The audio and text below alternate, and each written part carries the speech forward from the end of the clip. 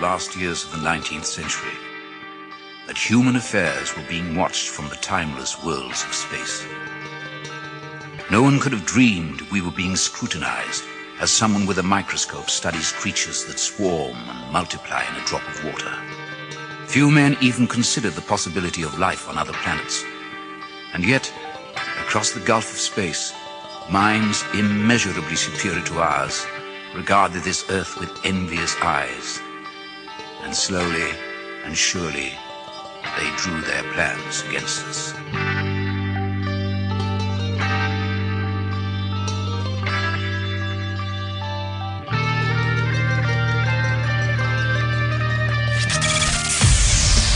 Broadcasting live from a tiny studio somewhere in North America. This is Dark Matters Radio Live.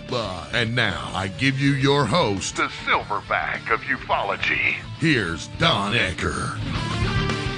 And welcome back to another edition of Dark Matters Radio. My name is Don Ecker, and every single iota of this is being brought to you courtesy of KGRA Radio, your contact point to all those dark and dusty corners. Your choice for alternative radio. Now, tonight's show, ladies and gentlemen, is going to require that I give you a little background on it. Now, we're actually doing something that I've never done with KGRA Radio before. And before I really go into what that is, I've got to give you a little background. I've been now broadcasting and interviewing people for almost just a titch under 3 decades.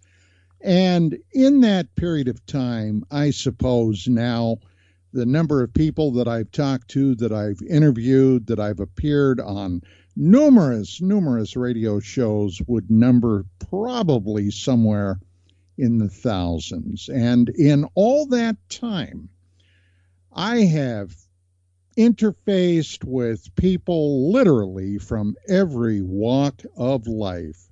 I've interviewed everything from Academy Award-winning film producers and directors to politicians to just your normal everyday men and women on the street, people you've probably never heard of, but they've discussed some extraordinary things that have happened to them. Ergo, that's why I brought them on the air. And in all of that time, in all those years, all those shows that I've done, literally, there is only one show that definitively sticks out in my mind.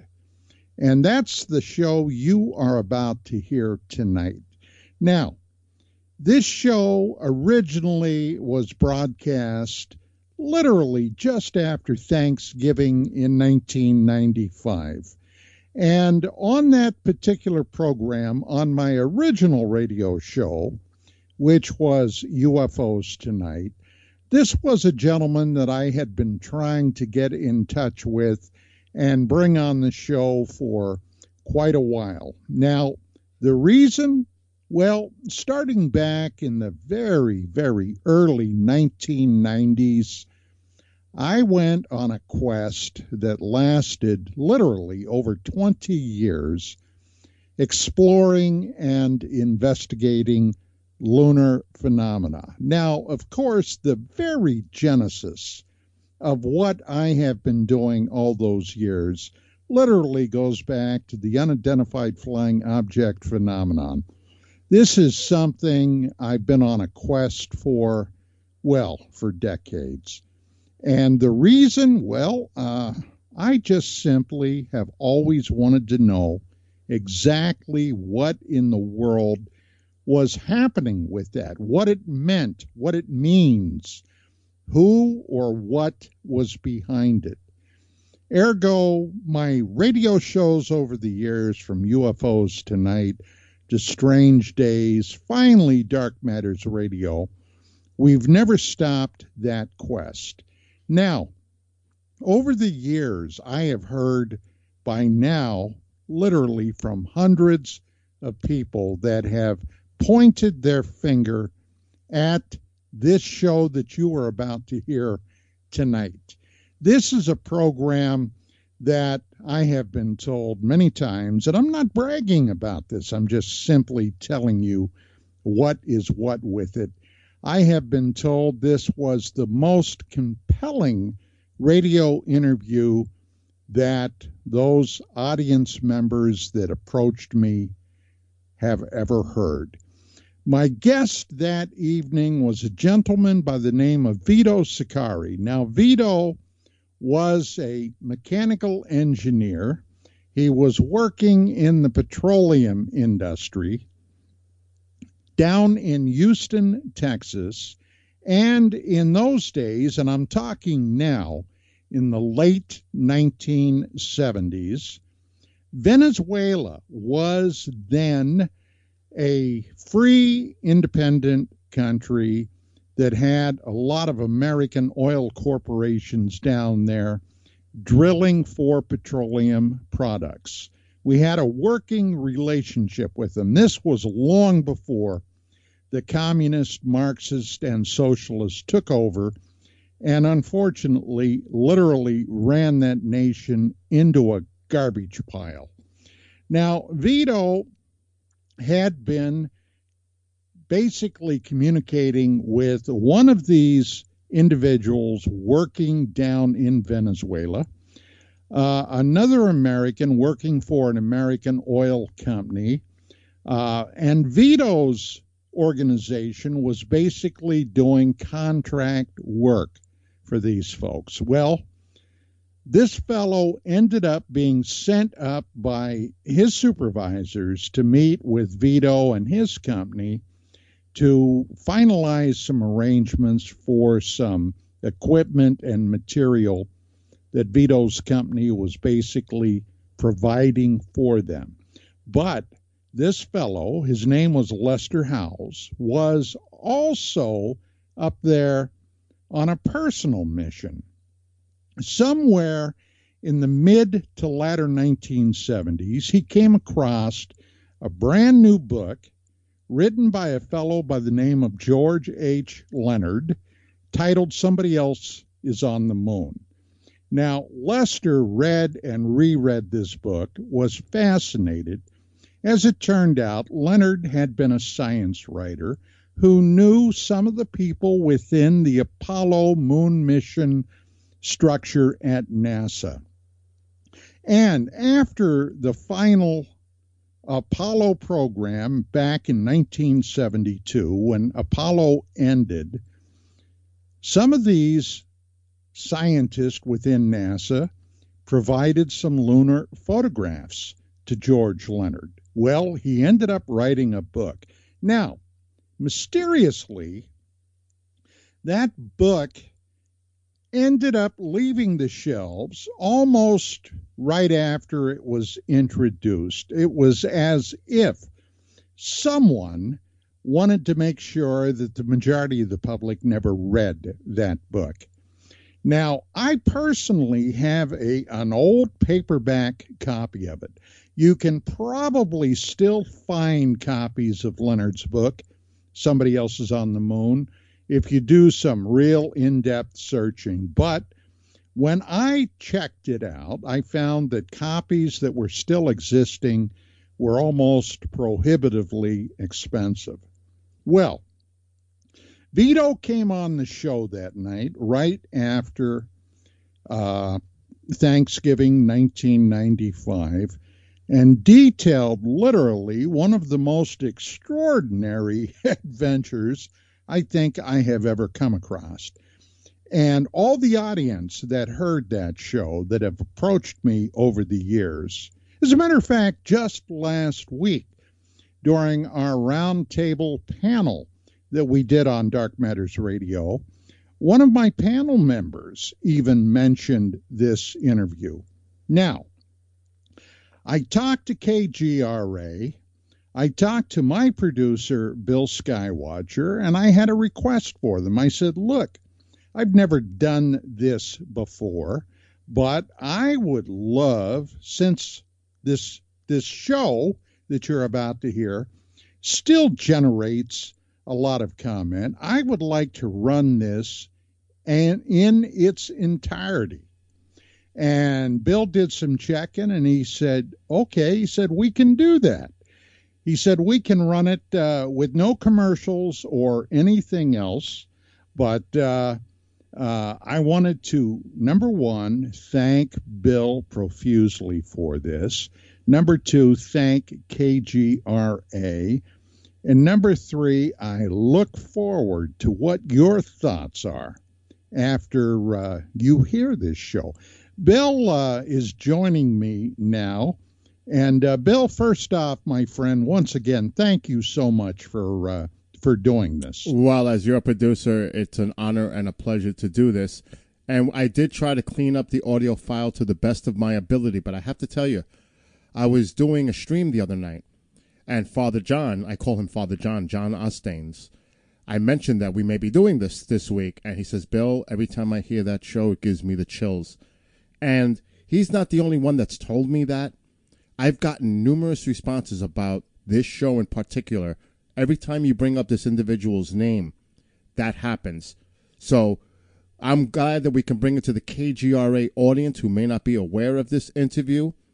And my question to you before we get ready to play the show is, whatever happened to Vito, Don?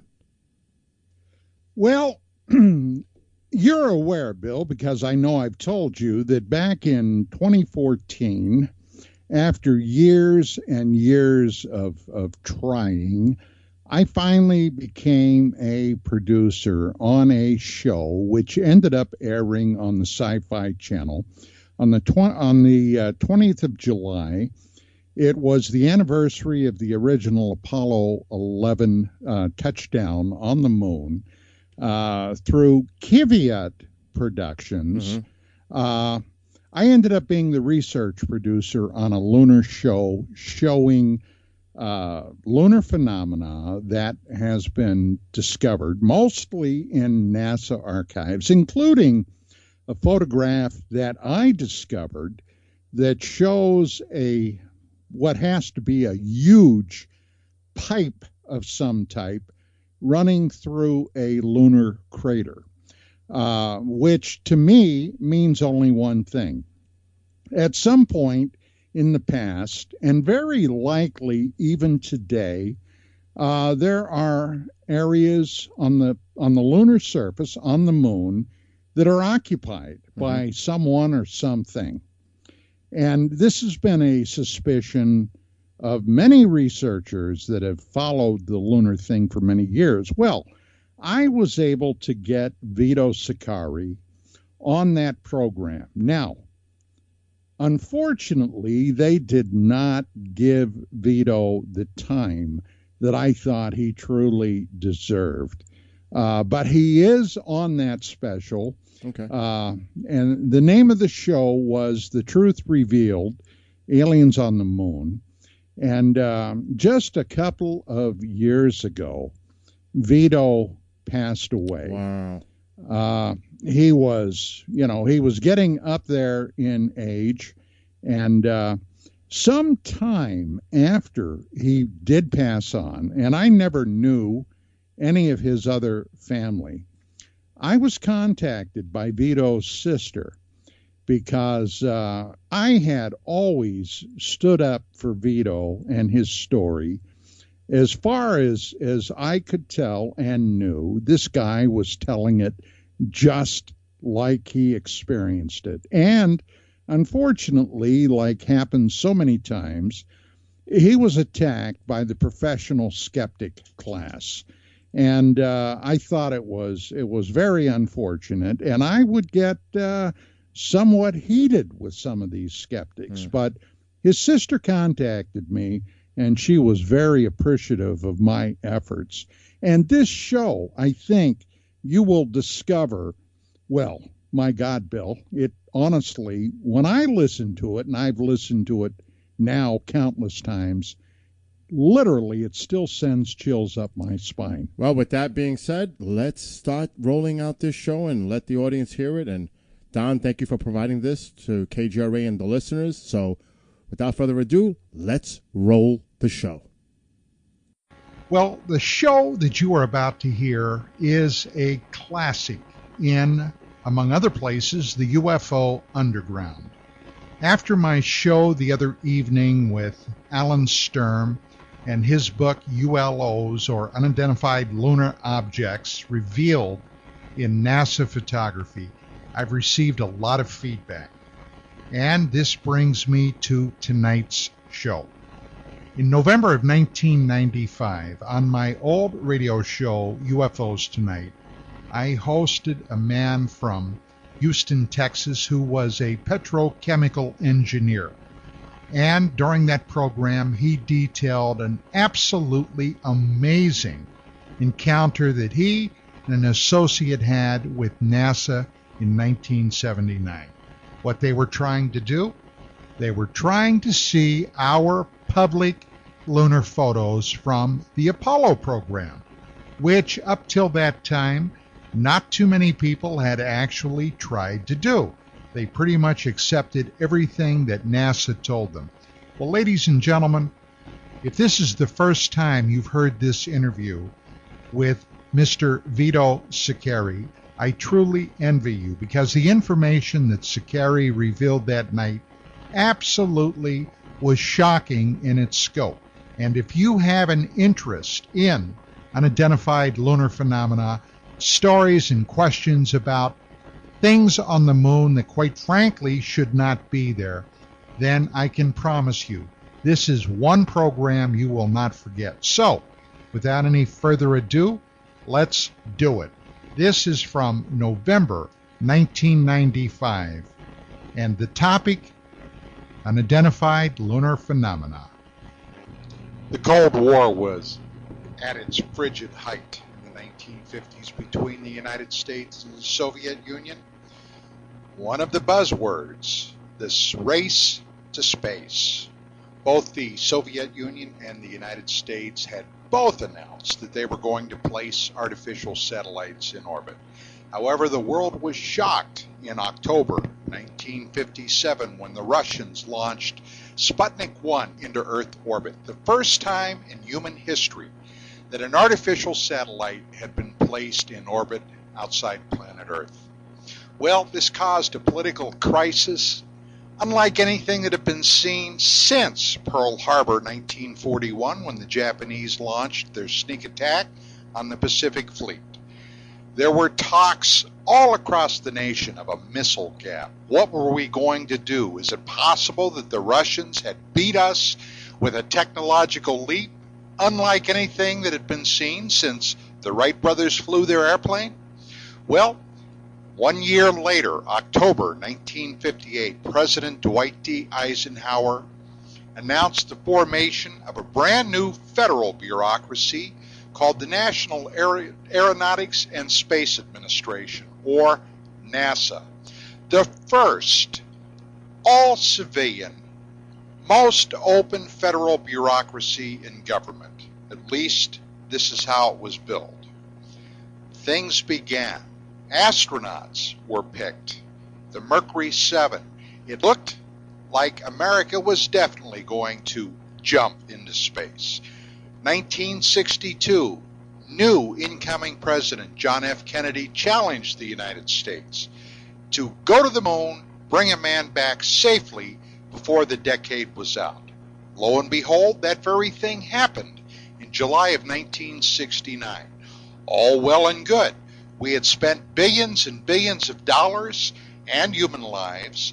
The Russians had spent billions and billions of rubles and their own lives for the race to space. We beat them. And in those heady days of the 1960s, there were all types of plans of what we could do once we went to the moon. First and foremost, of course, establish a permanent manned base on the moon. Yet, we only went there 6 times. The last mission in 1972. And inexplicably, the plug was pulled. What happened? Well, of course, Vietnam was raging at that time, and we had spent unknown tons of national treasury in that misbegotten war. But we still had missions to the moon where the equipment had been manufactured, the astronauts trained, the stuff was sitting on the launch pad. We never went. Why?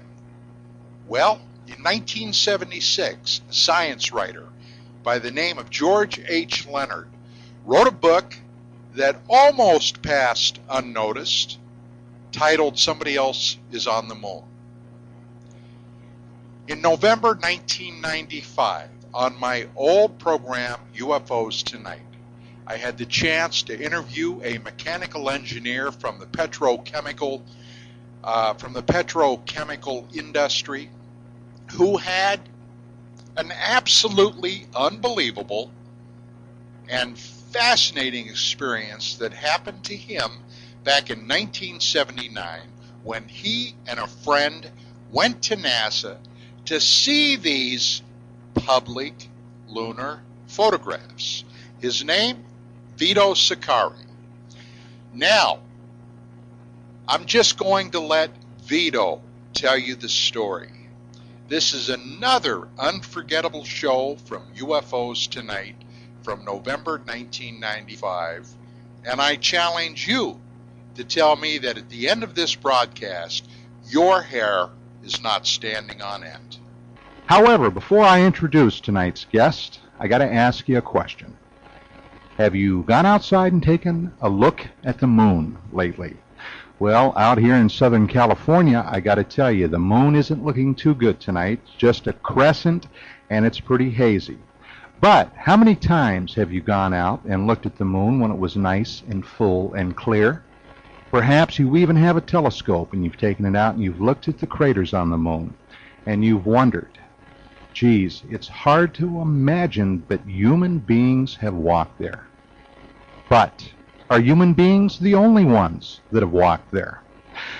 Do you know that for the last several hundred years with astronomy, astronomers over the last 2 centuries have reported seeing many strange sights on the moon? They've seen lights that flash intermittently, lights that cannot be explained. They've seen structures that appear like domes. And they've been in one place for a while, and then perhaps a few weeks later, they're in another place. Do you know that astronomers, especially a number of years ago in Japan, even photographed a shadow flying across the moon? I have a videotape of it at home. And did you know that according to sources now no longer with NASA, but at one point within NASA, that came out after the Apollo missions and claimed that our astronauts indeed did see something on the moon, something that was artificial and something that it was very unlikely had ever been manufactured by humans. But somebody else put it up there. Well, in 1979, a very amazing book was published by an author by the name of George H. Leonard. The name of the book, Somebody Else is on the Moon. I know that we've done on this program over the last couple of years a number of shows on lunar phenomena and transient lunar phenomena. And George Leonard was one of the people that we've mentioned very frequently. Well, tonight's guest is a gentleman who back in 1979, because of a little arm twisting that a friend of his performed on him, took George Leonard's book home, read it, was amazed, and then later he and his friend decided to approach NASA to find out if they could in fact get their hands on the photographs that Leonard mentioned in his book, Somebody Else is on the Moon. My guest this evening is a gentleman that is now residing in Texas. His name is Vito Saccheri. A number of months ago, when this story first really surfaced publicly, I told you that I was going to try to get Vito on the show. We connected, but because of other commitments, he wasn't able to do it until tonight. And at this point, I would like to bring him on the air. and welcome him to the show. Vito, good evening, and it's a great pleasure to have you here. Hello, Don. How are you? We're doing just fine. Well, can you hear me okay down here? Yeah, I can hear you fine. All right, thanks. As a matter of fact, let me turn up my earphones here a little bit and see if I can hear you better. How's that? Okay, fine. I can hear you just fine. Okay, Vito, your background is in the engineering sector, isn't it? That's right. I'm a mechanical engineer from the petrochemical industry. Right. And in 1979, were you at that point? I know that now you have your own company, but were you working for another company at that point? Yes, I was working for a privately owned engineering firm that was doing business with some of the Venezuelan oil companies. Okay. Now it's a far cry from mechanical engineering to investigating lunar phenomenon and perhaps even UFOs. That's right. But why don't you kind of give us a rundown on what transpired there? Well, okay, back in '79, we had a client down in Venezuela who decided to take a trip to the Houston area to ostensibly to inspect some of the equipment that we were designing and building for the plant. His name is Lester Howes. He's a fellow engineer. He is an American, and he was working in Venezuela for the Venezuelan oil company. Now, when he came up to the States, we got to know each other. We had been conversing back and forth by telex for a few years, but had never actually met. When he came up to Houston, we met, sat down, and got to know each other. And after a few days, he confided in me that he had an ulterior motive for coming to Houston. He had never been to Houston before, but he knew we had the Johnson Spacecraft Center down here at NASA. And he told me that he wanted me to keep an open mind when he told me, but he introduced me to the book Someone Else is on the Moon by George Leonard. He told me that he himself was an amateur astronomer, so to speak, and actually a ufologist, although I don't know if anyone was using the word in those days. And he wanted my help in trying to get to these pictures. Primarily, I think, because I was the only one that he knew in Houston. Well, prior to your reading the book, did you think that this guy was firing on all 6 cylinders, or did you think? No, we honestly were trying to find ways from laughing, because we thought this was ridiculous. Well, what was it that turned you around that there might be something to it? Well, he lent me the book to read it overnight. He said, read it first and then tell me what you think. The book was published in '76 by George Leonard. And when I read through that thing, Lester had portions of it marked up in yellow, and he had written in the margins and all that sort of stuff. And he had it held together by a rubber band because he had read it through so many times that it was a dilapidated condition. However, I was impressed by Leonard's work and what he had uncovered, and it was a very professional, very methodical approach. And the more and the deeper I got into it, the more it started making sense that this was a possibility. Especially when you got through his bibliography and his references, some of which are easily to verify and check out. So I came to the conclusion, well, I'm not sure if I believe it, but there is something here that's worth pursuing. It is worth an investigation. And I got permission from the company to take some time off, spend man hours helping our client to see what we can do to track these photos down at NASA. And it all started from there. Okay, so you took the book home, you read it that evening, the next day you got in touch with your friend Lester, and then you guys decided to approach NASA. Yeah, NASA is the civilian space agency, right? Well, supposedly it's a civilian space agency, that's right. In 1979, there were a lot of, there are a lot of changes that have taken place over the years, but in 1979, the public had free access to NASA. You could drive right into the place and park and go over to the visitor center that you had to do and start a dialogue with them. Today you can no longer do that. The public can't get on the base at all. But in '79, we went into NASA. We did not have a plan. We didn't have an agenda. But we went to the only... in essence, you thought you'd go in, you'd say, hey guys, we'd like to see these photographs. Exactly. That's exactly what it was. We had no way of knowing at that time that there was another agency known as the Lunar Planetary Institute. I don't know if your audience is familiar with it, but there were two organizations. There's NASA and there's the Lunar Planetary Institute, unknown to us at the time. All of the records, all of the documents, all of the photographs, all of the transcripts, the entire repository had been transferred out of NASA and onto another civilian agency known as the Lunar Planetary Institute, which was located off-site. It was not on the NASA complex. Now, was this a subsidiary, if you will, of NASA, or was this a completely private, contracted enterprise? Completely private. It was a completely private, a standalone organization. Okay. And it also went by the name of the Lunar Lander Observatory. But officially it's the Lunar Planetary Institute. And it was located in a separate building on an adjacent piece of property to the east of the NASA property. And it was off-site. But we didn't know about that at the time, and it took the NASA people more than 2.5 weeks to tell us about it. Why 2.5 weeks, Vito? I don't know. Well, what were they telling you for 2.5 weeks? Well, in the very beginning, we were running into people who honestly didn't know what we were talking about. I got the impression many of them had never given any thought to where such a repository might be if it exists at all.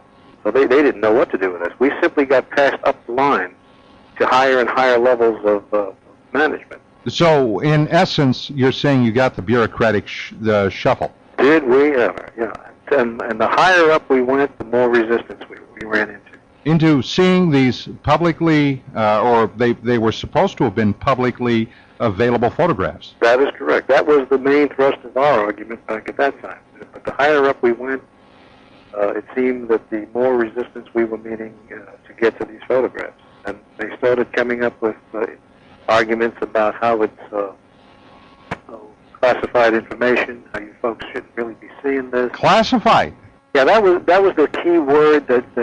No, who was telling you these photographs were classified? The management, the upper management inside NASA. They were using words like classified and that sort of thing. And that's when we changed our tactics. Up to then, we had been just pretty polite and ongoing and all that sort of stuff, but we were getting kind of tired. Well, you mentioned, of course, that the Apollo program was not a Department of Defense program, I would imagine. Yeah. This was a NASA, the NASA civilian space program. I'm trying to figure out. Yeah, that's what the public has been told. Right, as I say, and even like I say, the public never even knew the Lunar Planetary Institute. Right, but I'm trying to figure out how they could justify claiming that these photographs were classified. Well, they couldn't, and that became the argument. We were looking for something we could use, and that became the tool. Les jumped in and said, "Wait a minute. When you use things like classified, are you guys a civilian agency or are you guys a military agency?" And there was silence in the room, you know what I mean? And then we followed up with that by saying, classified. You're using military terms here. What's so classified about this stuff? You guys are supposed to be a civilian agency. You're running on taxpayer money. Well, guess what, fellas? The taxpayers are here. We'd like to see our pictures. Bring out the guy who's got them. Or bring out the guy who has classified them. We want to talk to him. And this went on and on and on. And then finally, we lowered the boom on them. We pulled the book out. They didn't know about the book. When we showed them the book by Leonard and showed them the photographs, they fell out of their chair, and we followed this up by saying, now what's so classified about pictures that have already been published? Well, and before you tell us their answer, Vito, I'm going to ask you to stand by a minute. We've got to take a quick break. Okay, so you're down there. You're trying to get these guys to own up to the fact that these photographs, in fact, are public domain. We were trying to get half of them to own up to the fact that the photographs even exist. They were telling us initially that these are just, rumors and stories, and these things don't really exist. And then the other half of the people were saying, well, if they did exist, they would be classified data. We wouldn't have them. You couldn't see them anyway. And basically, that's when the debates started. That's when we got into pulling out the book and spraying it on them. And half of them were angry that we didn't tell them about the book until they committed themselves. We had to sort of caught them with their pants down around their knees. And they absolutely had no information about this book. Many of them did not. Yeah, it looks like, and as we got deeper into it, it looks like this book had been on and whisked off the market so quickly. I think it's fair to say the great majority of the American public never heard of the book. And that includes the individuals, a lot of the individuals who worked for NASA. So they were surprised that these pictures did exist themselves. Well, I personally do have that book, and I just recently reread Leonard's book once again. Yeah. And I've probably gone through that thing now a half dozen or more times, Vito. Mm-hmm. And evidently, at that point, when he was doing the research on this material, he had several inside sources within NASA. Yeah. That's the only way you could have done it. That's exactly right. That was the only way I'm sure he could have done it. And I'm sure they were giving him some good information because there was no other way they could publish it. Okay, so you caught these fellows basically in a bald-faced lie. So right. What happened next?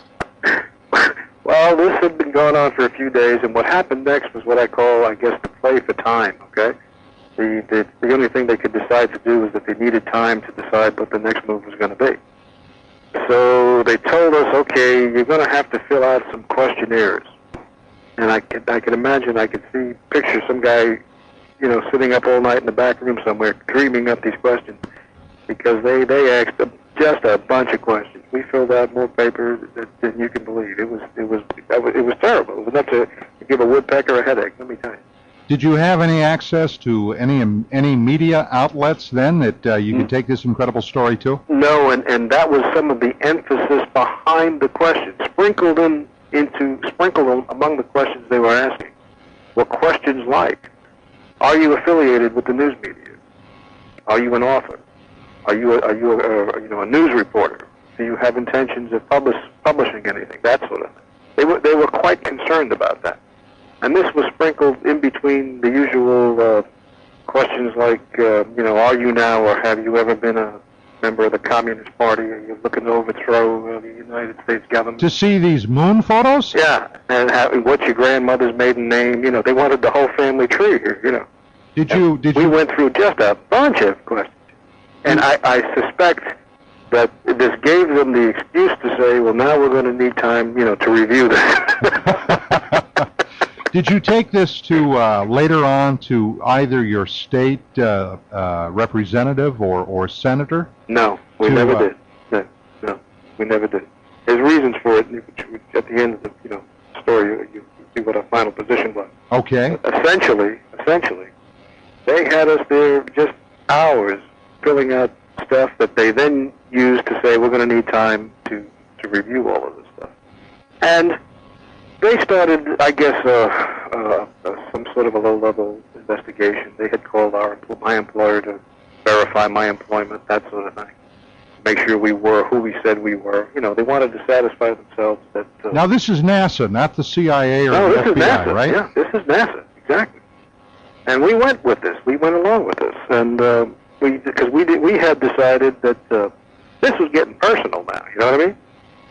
Once they had lied to us, we were taking offense to it, so we decided we're going to go to the mat with these fellows. And eventually, after 3 or 4 days, they came, gave us back a ring and said, okay, come on back and let's talk. So we did. And that's when I think they sent us on what I call the wild goose chase. I think the plan was, let's try to get rid of these guys by scaring the hell out of them. Because otherwise there was no other way we were going to give it up. So they acknowledged that the moon pictures exist. And we could see them in the library, but they still had not told us about the Lunar Planetary Institute. They explained that the library was on the other side of the NASA property, building number, whatever it was, 31 or 34, I honestly don't remember these days. There's a tremendous number of buildings spread out over a few hundred acres on the complex. Every building has a number, but they're not consecutive. Building number 2 is sitting right alongside building number 26. You see what I mean? Yes. So it's all scattered. It's all random. It's probably to throw off Soviet spies, Vito. Well, whatever. I mean, you literally need a map to get around there, and basically they just pointed in that direction and said, well, go that way and you'll find building so and so, and that's where the library is, and that's where the pictures are going to be. And we said, okay. They wouldn't let us drive it. We had to walk it. And I don't know if you're familiar with the 110-degree weather we can get in Texas sometimes. But we were in 3-piece business suits trying to walk around this place, and I'll tell you, we were dragging an anchor after 20 minutes, looking for anything that looked like the building we were looking for, until we finally came across it, and to our surprise, there were 2 of them. There was a 31A and a 31B. They had only told us about, building 31, I think it was. So we took our chances and went in with 31A and found it completely empty. Absolutely nothing.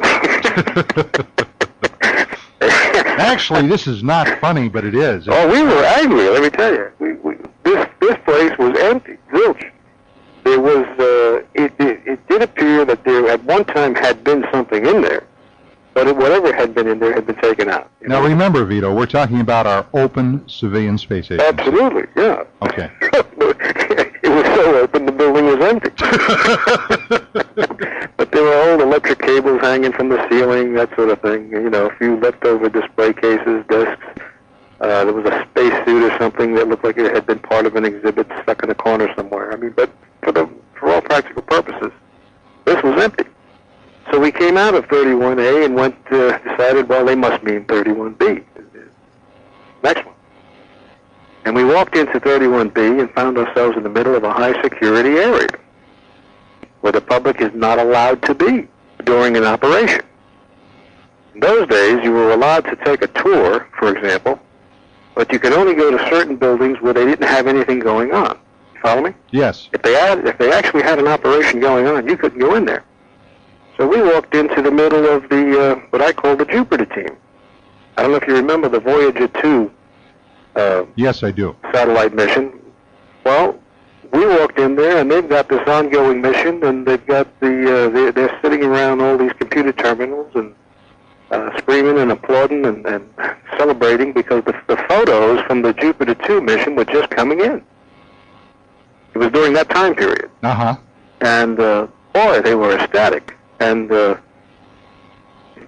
these photos were coming in, this was the first time these photos had ever been seen. This was brand new, real time, at the moment stuff. And if my memory serves me, I believe that they were releasing those to the public as fast as they came in.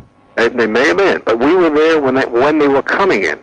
See what I mean? Yes. We had the red spot of Jupiter. We had it all, and they were so ecstatic, so excited that they really didn't notice us at all. We sort of blended in with the furniture, and eventually got into the conversation. One technician would turn around and look at us and say something like, "What do you think of that?"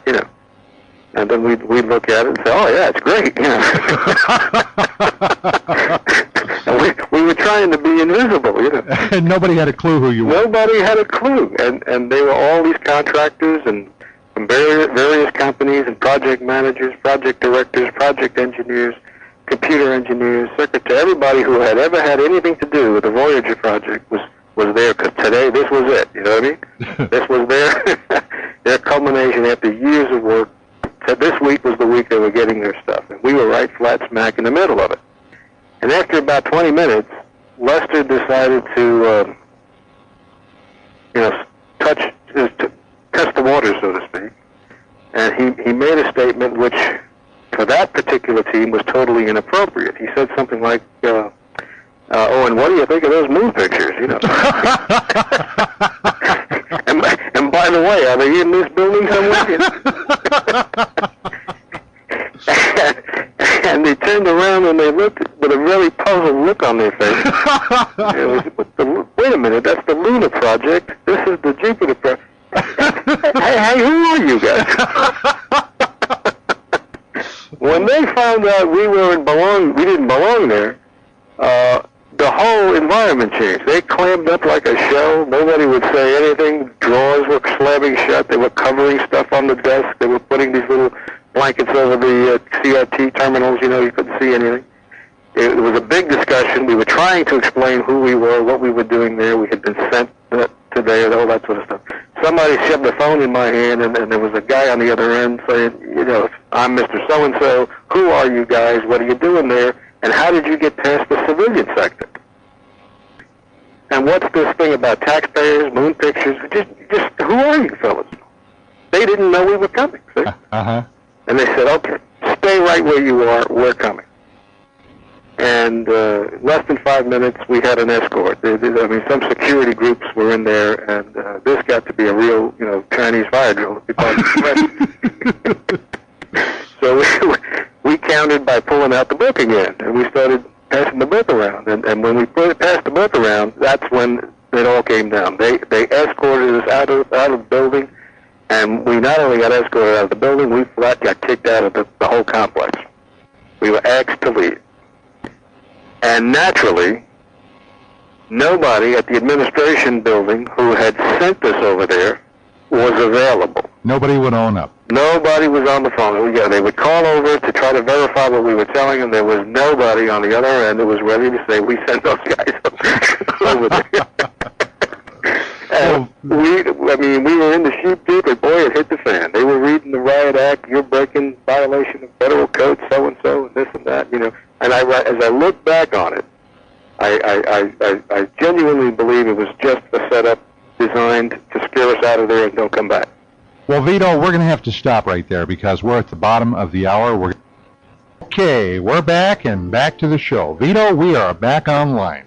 Okay, let's get back to the story because I got to tell you, I am enjoying this to no end.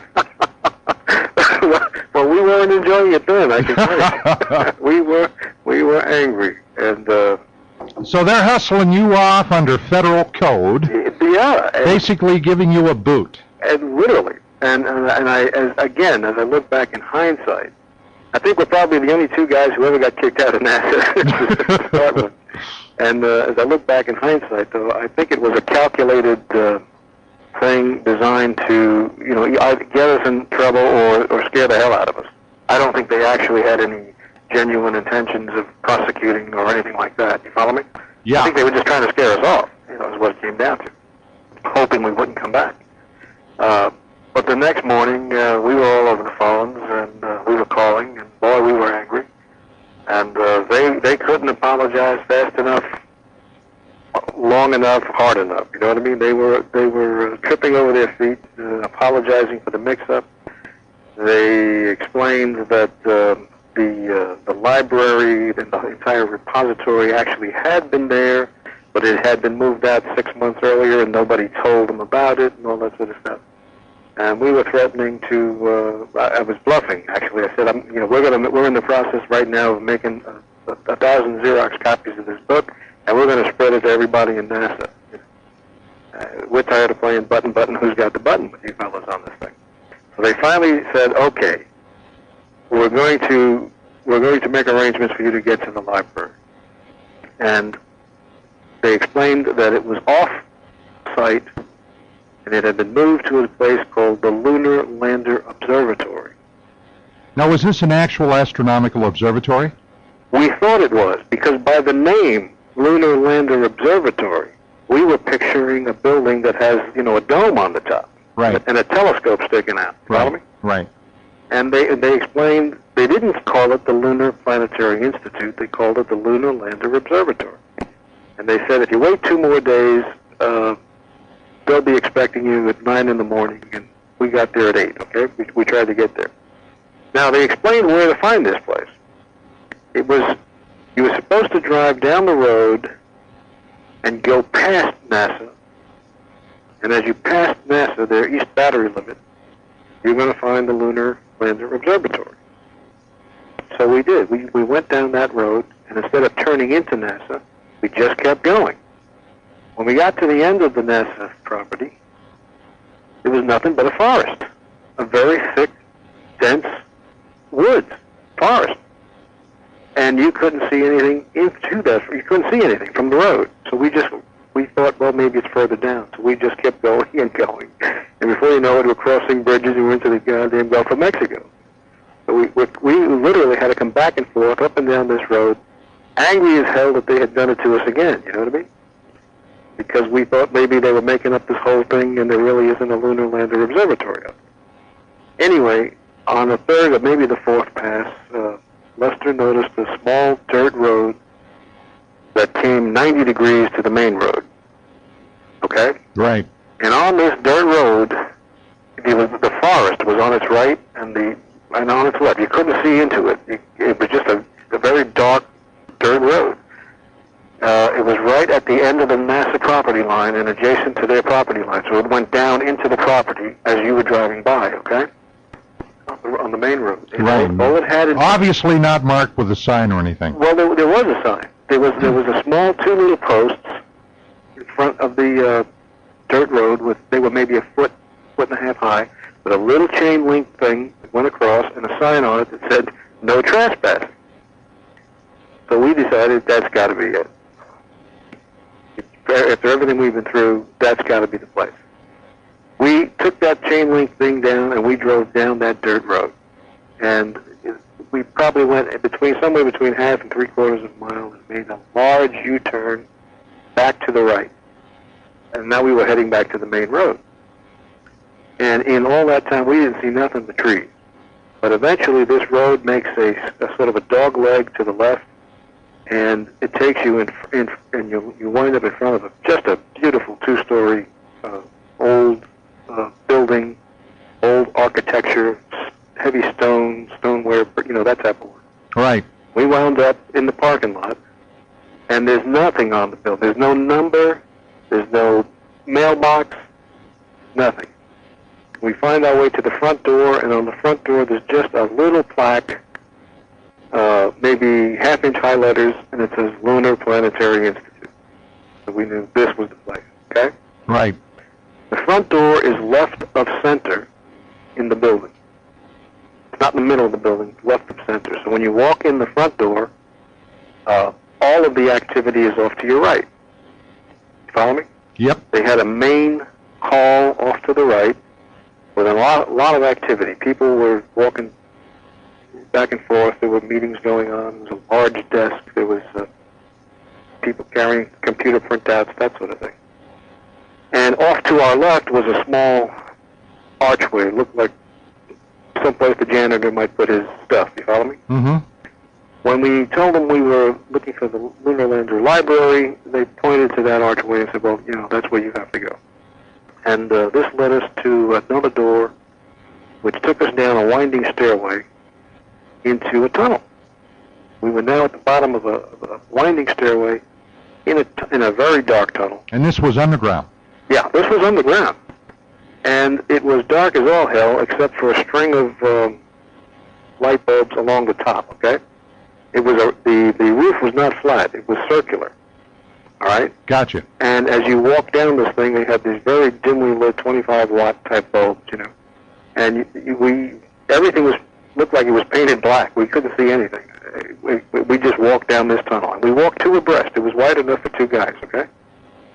And this thing eventually led us to a room, an open room. And the tunnel led into the room on the left of center. And in that room, it was a rather large room, we found right directly in front of us is a wall-to-wall countertop, so that you can't get past the counter, you follow me? Mm-hmm. On the other side of the counter is a fellow sitting there, and he's the librarian.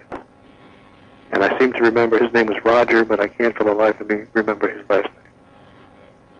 And this was the guy you had to get to. This is the only fellow in the entire complex that has the authority to handle the pictures. And he's got, every picture NASA has ever taken of anything back there somewhere. This is the repository. Now, this was strictly with lunar missions, not the other missions, right? As he explained it, everything was in there. Oh, okay. Everything. This was the complete repository Of all of NASA's photographs. If they ever shook hands with somebody and took a picture of it, he had it. Okay. Okay?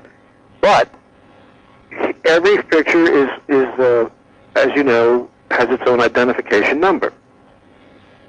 That's how they file it away. Well, so far everything's looking good because George Leonard had all these photographs numbered. Exactly. Okay. And we felt we had finally hit pay dirt. So we said that, okay, we would like to see certain photos, and he explained you can't see any photos unless you have the number, and he was kind of surprised that we had the numbers, because, of course, he didn't know we had the book, right? Right. We give him a list of numbers, and it takes him maybe 5 seconds to browse the room, and he says, well, these numbers won't do you any good. And he went on to explain, as he put it, for security purposes, NASA had the country at that time split up into 5 regions. Each region had its own repository with a complete set of everything. Each region had its own librarian, but each region also had its own individual numbering system. It's like they all had a different Dewey Decimal System type of thing. Follow me? Yeah, but that certainly doesn't seem to make any sense. Well, that's the way he explained it. Okay. Okay, I don't know why they had it done that way. He didn't go on to explain why. But each region of the country had a different numbering system. The numbers that Leonard had in his book were for a different region. I think the East Coast. Right. You see what I mean? Right. And subsequently, we asked, well, there's got to be a master list. Got to be somewhere to correlate the numbers from one region. Now, you're thinking like a mechanical engineer, right? Yeah. I mean, so it would be logical that there has to be a way of getting from one system to the other. You follow me? I mean, in engineering, we would expect it. So he explained, yeah, there is. There is a master list, but he himself, the librarian, does not have it. He would have to go to higher authority to get it. Oh, boy. Yeah. And so naturally, the question was, well, where do we have to go to get it? And then he told us. Master list is in Langley, Virginia. Langley, Virginia. Langley, Virginia. I didn't realize NASA had a large facility there. Well, I don't know of any. There's only one agency. There's only one place that we know of in Langley, Virginia. Okay. Everything else is referred to apparently as McLean, Virginia. Apparently, it's a city with 2 names. If I got that straight. Uh-huh. And if you're talking about something, it's McLean, and if you're talking about the other stuff, it's Langley. Okay. But in any event, we had to fill out some forms that had to be sent to Langley, giving them the numbers we had and requesting permission to get the corresponding numbers for the Houston region. Well, ladies and gentlemen, this is your publicly funded government at work. I want you to know I think this is just superb. This is super, Vito. I can't wait to do more, but we're at that break time. Gemini 7 here, Houston, how do you rate? That's good. 7, go ahead. I'll go here at 10 o'clock high. This is Houston. Say again, 7? We have a bogey at 10 o'clock high. Roger. Chili Patrol here again. The reference in that conversation was bogey. It was Borman who reported sighting the bogey. This is Gemini Control Houston at 4 hours, 24 minutes into the flight. Oh, yeah, NASA knows about unidentified flying objects. Of course, they claim they don't, so maybe that means that they're really telling the truth because they're not unidentified. Have you ever thought about that? Vito, did you ever hear that clip before? No, I never have. Yeah, Frank Borman, Gemini 7. He was talking about the bogey he saw. I'm not surprised. Maybe they're not UFOs. Maybe they're IACs, as one guy called them. Identified alien craft. Who knows? Anyway, to get back to this fantastic story, so the master list of all these photographs are residing in Langley, Virginia. That's what they told me. You don't think it could be at that big building with Christians in Action on the front of it? CIA, Christians in Action? I have my own idea of what it meant to me. That's all I can say. I don't want to go on, no one told me the name of the building. Okay. It just said Langley. And that was it. And the impression I got was that should be enough. And I gotta tell you, that was the first time in the entire ordeal. We're now 2.5 weeks into this. That was the first time we sort of were stunned a little bit and said, wait a minute, maybe we should reevaluate this thing. So we kind of went off to the corner and discussed this, and should we do this? Do we really want to do this? That sort of thing, you know. And we decided, yeah, let's go for it. We're going to, what the hell? You know, these things have already been published anyway. What the heck can Well, you've already invested a half a month. Sure. So we decided we're going to do it. So we told the librarian, okay, you have to expose yourself to them by filling out your form. You follow me? Right. But now they've got your name, your number. I mean, they know who you are. They know what you want. That type of thing. Hey, well, they already had you. And they had everything anyway, really. Yeah, they already had you guys paid. Sure. So we decided to go for it, and we had to wait an extra day for them to find the forms, because nobody had ever gotten this far with it, you know. So they finally found the forms a day later, and we filled the stuff out, and they sent it in, and in about 3 days, they called us back and said, okay, we have the permission, and we've got the corresponding numbers. And you can come down tomorrow morning, and we can begin, and we'll give you 3 days. And we scratched our head because, hell, there were only 40 pictures in the book, you know what I mean? Right. 3 days seems like a long time, but they had some rules. He said, you got to understand, we have certain procedures, and it's up to you. You can decide yes or no. We'll let you come down, we'll let you look at the stuff, but here are the rules. No recording equipment, no cameras, no pencils, no pens, no papers, no pads, no notebooks, no calculators, nothing. The only thing we would be permitted to go in with is a small magnifying glass, like a jeweler's loupe. Right. And we were allowed to bring the book because that was our property anyway, okay? Mm-hmm. We asked about the book. And that was it. When we went back the following day, we were pretty excited. We got back into the room, having gone through the tunnel, and when we got there, one of the walls off to our left was open. It turns out to be a false panel. And behind that panel is another room. And in that room they had five, almost full-length conference room tables. And they were shaped in a U pattern, 2 going up, 1 across the back, and then 2 coming down, okay? And laid out in all of, along that U-shaped configuration were all of the photographs that we had requested, and apparently a hell of a lot more, because as it turns out, some of the photos that Leonard had in his book were actually what they call the base photos. The computer had picked up so many anomalies that it triggered a sequence of additional photos in sort of a zoom sequence. And apparently when he went to pick those... No, wait a minute. Yeah. What you're saying is that from the lunar orbiter spacecraft, it was tracking the moon, and the onboard computer would trigger a camera when it saw something it was interested in. Yeah, see, they weren't sure they were going to get the unmanned craft back. They didn't know if it would ever, in case of an accident, if it burns up in the atmosphere, that type of thing. You remember these things had to land in the ocean. Right. With parachutes and all that stuff. So what they were doing is they were taking the photos and they were developing them on board. And then they were transmitting them back to Earth before the spacecraft ever came back. Right. This way they would at least have the pictures, even if they lose the capsule. So if... Well, as the computer that was analyzing these photos would scan them, every time it would pick up an anomaly, that triggered another sequence of photos. Okay. And sometimes, and that sequence became a zoom sequence. It got closer and closer and closer and closer. Well, I wanted to make sure that was clear for the audience. Yeah, okay, I see. And I did not know, we didn't know we were going to get those. But apparently when you get the first number of the photos tells them what other photos are part of that package, you see, part of that series. Right. So there were somewhere between 1,000 and 2,000 photos. And Leonard had only been aware of 40. That's right. We were looking at more photos than he had ever seen, and that's why we needed 3 days. That's why they were giving us the 3 days. Follow? So we started. Oh, we also had to be escorted in and escorted out. That type.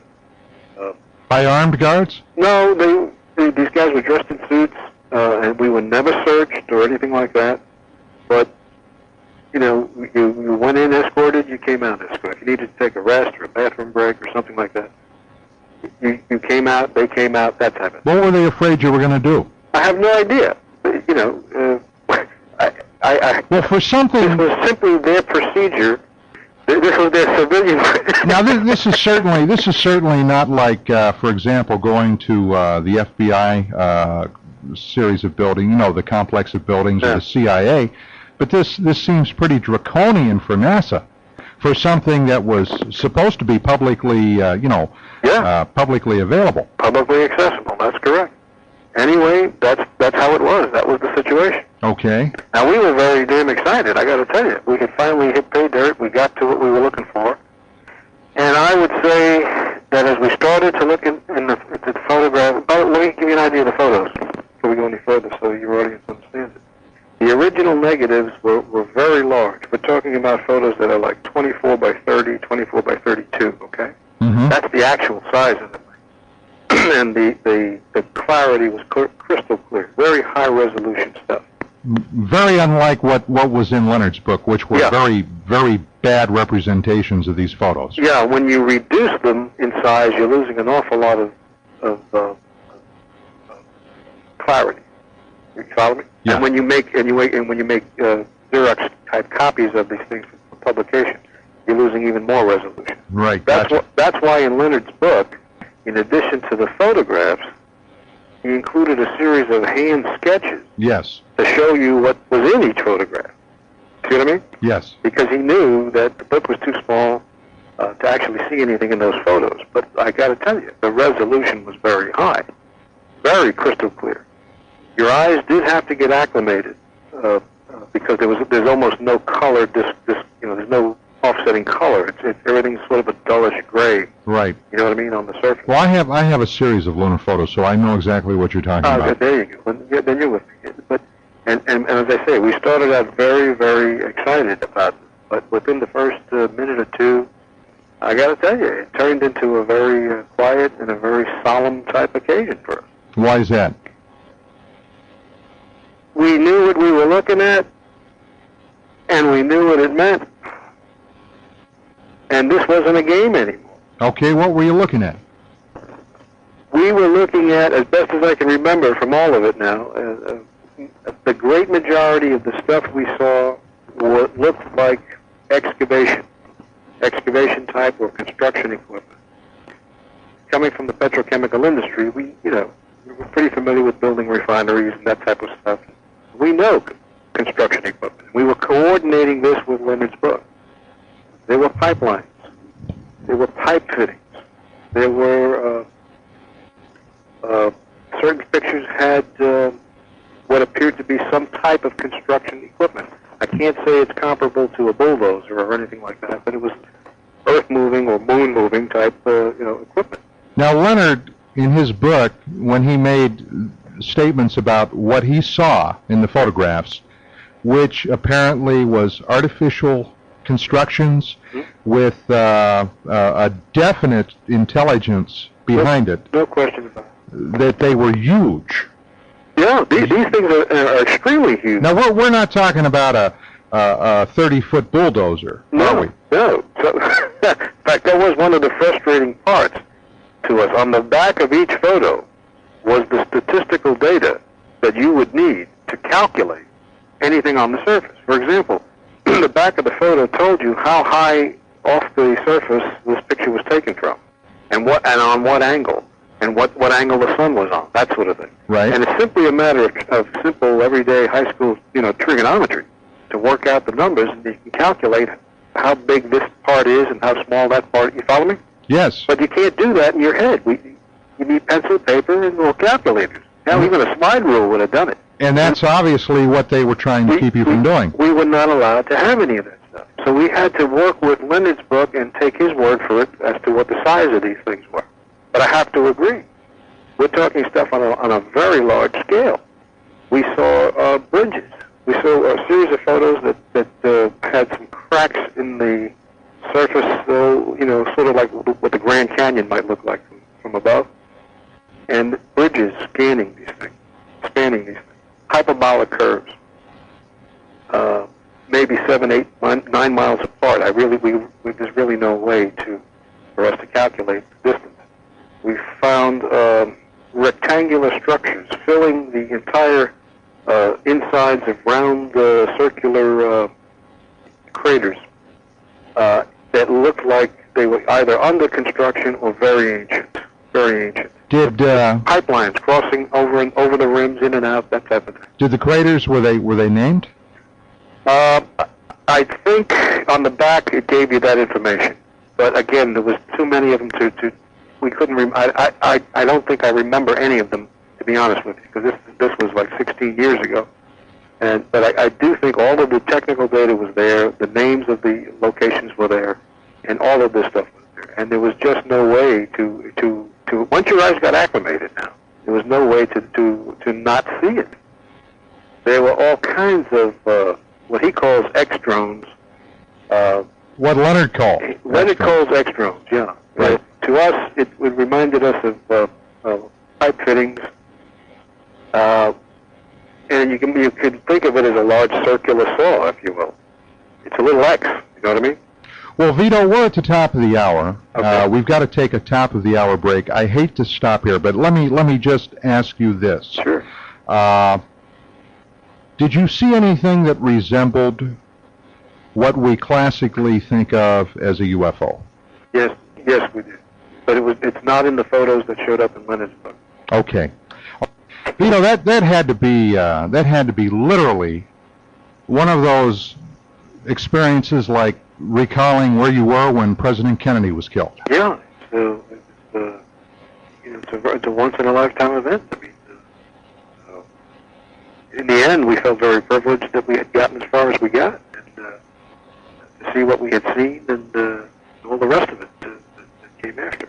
So what you're basically implying, without saying so, is that any of the Apollo astronauts would have had to have been privy to seeing these same things with their eyes. Exactly.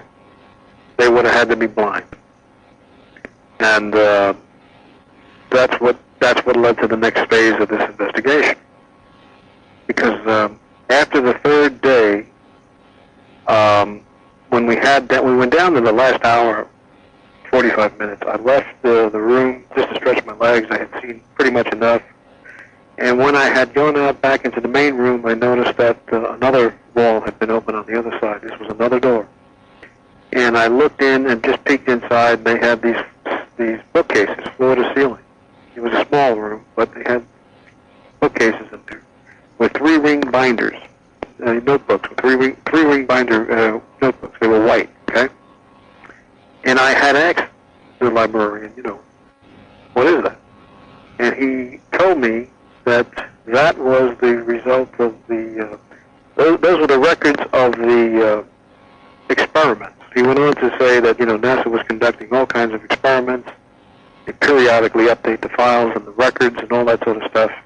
That's all the scientific data. It's every experiment they had ever run or were running, and that sort of thing. And in addition, some of the 3-ring binders contained the transcripts. And I asked him what the transcripts was. Apparently, every time they ever had a conversation with any of these fellows up there, it was all being... You mean the astronauts? The astronauts, yes. It was all being taped, audio taped. And then eventually transferred into a written form, in the form of what they call transcripts. Right. He knew I wanted... he sort of knew I wanted to take a look. Well, let me ask you this before you go any further. Did you show him Leonard's book? Yes, we did. He saw some of the photos with us. And he was himself amazed. This guy is, the librarians have worked so much, they spend all their time retrieving, updating files, that sort of thing. They never had time to sit down and look at any of this stuff. And this guy was completely ignorant of this? I'm sorry? He was ignorant of what was in these photographs? That's right. He's got, behind him somewhere is... Do you realize how hard to believe that is? You know how many photos he's got back there? Well, probably millions. Yeah, and I don't know if he ever has the time to look at any of them. Well, wait a minute. Let's speculate for just a second. Okay. Now, if, in fact, what we're talking about is an extraterrestrial presence that has either in the past or is currently inhabiting the moon for whatever reason. NASA, you would think, and our astronaut corps would have to be aware of it. I mean, this is a secret that just seems to be too big to hide. And let's face it, we're talking about it tonight. But how is it possible in your mind that so many of these people working within the structure of NASA could be ignorant of these events? People are human. People talk. That's right. Something this tremendously spectacular, there would have to be people that would have an inkling. Yeah, I agree. There has to be there's an echelon somewhere in there that actually does have privy to the whole story. But most of the employees, I think, are not aware of the fact that this is filtered out before it comes to them. Okay. And what happened was, for example, when we got, he gave me a wink and a nod. Okay, we officially had no clearance to see this, but he gave me the wink and a nod to go. I can go in there. Les was still with the photos in the other room, and I spent most of the remaining time just flipping through the scientific data, the scientific experiments. As an engineer, that's what I was primarily interested in. I was not too interested in any of the transcripts because I guess like everybody else in the country, I had seen the moon shot and the moon landing and all that sort of stuff, you know what I mean? So the transcripts were really not of any interest to me. So most of my time was with the experimental data. However, down in the last 10, 15 minutes, I did pick up one of these transcript books, and I just was flipping through the pages very casually. I wasn't analyzing it. I didn't even know which mission it was from. And eventually, I came across a page that slipped down, and my eyes caught this sentence, and I had to turn back a few pages to get back to it to make sure I read it right. But there it was, and it says, Houston, we got a bogey at 2 o'clock. And Houston is responding, saying, okay, roger that, switch to alpha, roll 8 degrees, start your sequence, that sort of thing. And the dialogue continues, and what they were looking to do is position the command module to line this thing up with this bogey so that they can get it in the middle of their window and start taking a movie film of it. You know what I'm saying? Right. Movie pictures of it. Sure. And then I started rifling through the others, and I picked up the same kind of dialogue going on. We've got Santa Claus coming over the hill, that sort of thing. Okay, Houston says, well, hold your fix. We're going to switch to the Bravo link and that sort of thing. We'll catch him on the next pass. And there's all kinds of dialogue going on. Okay, now and I know what this meant to me. You know what I'm saying? Yeah. These guys are talking about UFO activity. Now you mentioned an Alpha and a Bravo link. Alpha and Bravo, right? And I could not understand. I didn't understand what any of it. I mean, I knew what part of it meant. Okay, but I had a big mystery on my hands now because I had never heard any of this stuff come through the live broadcast. When we had the Apollo missions out there, and when this was being broadcast directly to all of us in 1969 and 1970, follow me? Mm-hmm. I don't remember any of this conversation. But I knew what I was reading. And I decided, my instincts kicked in and said, just put it away, don't even mention it, keep quiet, and leave. Did you talk about it with your friend Lester? No, I never told Lester either. And I didn't tell Roger either because we didn't have no clearance for this, and I got to tell you, I was starting to get a little scared now. Scared of what, Vito? I don't know. Crazy things go through your mind when you get to that, when something actually falls in your hands and the whole thing actually comes together, and you realize this is for real now. You know what I mean? Just crazy things start going through your head. I'll be honest with you. I promise you I'd be candid and honest, right? Right. You know what came through my head? I remembered Dorothy Kilgallen. Uh-huh. Many of your audience may not. I remember it. Yeah, she was a journalist, very famous, as famous in her day as Walter Cronkite later became, right? Right. And I remember she was the only journalist who had ever gotten through and had the interview with Jack Ruby while he was in prison. Right. Came out and got on the phone and called her editor and said, boy, I'm going to crack this thing wide open tomorrow morning on the broadcast that she was dead the next night. Know what I mean? Yep. before she ever got to make the broadcast. I remembered Ruby and Oswald and those guys never made it to trial to tell their side of the story. Crazy things go through your head, you follow me? So you were afraid that maybe you literally stepped into it. I remembered the 100 and some odd eyeball who died within 12 of each other because they said the Warren Commission was wrong. The shot came from the ground. And if this and is just crazy things go through your head when you're out. And I said, by God, look where the hell I'm in a secret antechamber, off to the left of a secret room, at the end of a secret tunnel, in the bottom of a secret building that doesn't even have an address, in the middle of the woods that nobody can find, down a dirt road that says no trespassing. Right? I felt very vulnerable and I was very frightened. That's all I can say. I'm willing to admit it. I was just scared.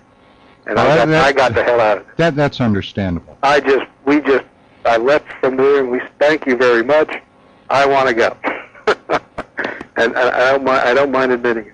Well, that was 1979. That was 1979. Now, when Lester came out, he didn't know anything about this now. He didn't know about the transcripts, but he asked the librarian if he could make arrangements to buy these photos that we had just seen. And to our surprise, he confided that there was an outlet in NASA that would let you have access to certain photos if you had the numbers. And it's in Maryland, okay? Mm-hmm. They gave us the forms. We left. I made arrangements with my company to purchase these photos for Lester. All right? Right. Ran about $2,000. They were $40 a piece. The ones he selected ran about $2,000. Sent the money in. Took 6 weeks for them to show up. By then, he was back in Venezuela. Okay? Uh-huh.